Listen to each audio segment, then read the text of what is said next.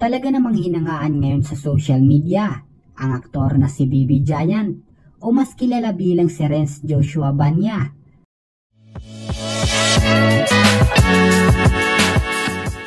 Matatandaan si Renz ay kilala sa kanyang pagkakaroon ng dwarfism.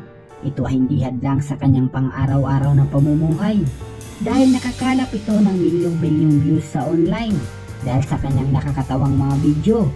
Ayon sa isang netizens na malapit kay Renz ay maraming tao daw nang lalait kay Renz dahil sa kanyang itsura at pagiging maliit nito at kung saan ay nakaranas nga siya dito ng mga tukso sa kanyang mga kaklase.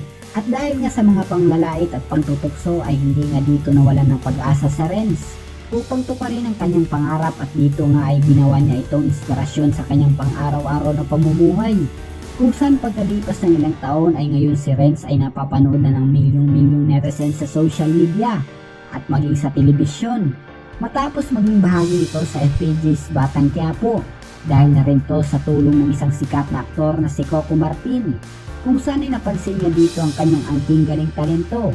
At matapos nga ang maraming pambabash kay Renz ay nagpapasalamat siya dahil naging inspirasyon daw niya ito upang magpursige pa at matupad ang kanyang pangarap na matulungan niya ang kanyang pamilya na mayahon sa kahirapan. Sa isang panayam ibinahagi ni Renz na sinubukan lamang niya ang kanyang kapalaran dito sa Manila at upang tapusin rin ang kanyang pag-aaral.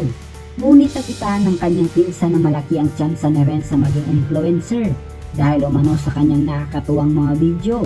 At hindi ito inaasahan ni Renz na magiging viral sa social media ang kanyang mga ginagawa. At ngayon ay kumikita na si Renz ng milyong-milyong pera dahil sa kanyang pag-vlog. At matatandaan natin na sikat din ang Jejemon Vine sa social media dahil sa kanilang nakakatawang mga content kung saan ay kasama nga dito si Renz. At ayon sa Vimbas.com, pumapalo na ngayon ang kanilang kita sa mahigit sa 50,000 dolyar o katumbas sa 2 million pesos. Kaya naman dahil dito ay unti-unti nang natutupad ang mga pangarap ni Renz. Isa na nga dito ang pangarap niyang magkaroon ng malaking bahay sa Maynila para sa kanyang pamilya. At malaki ang pasasalamat na rin sa kanyang mga tagahanga dahil hindi daw siya makakarating kung ano ang meron siya ngayon na maganda ang pamumuhay.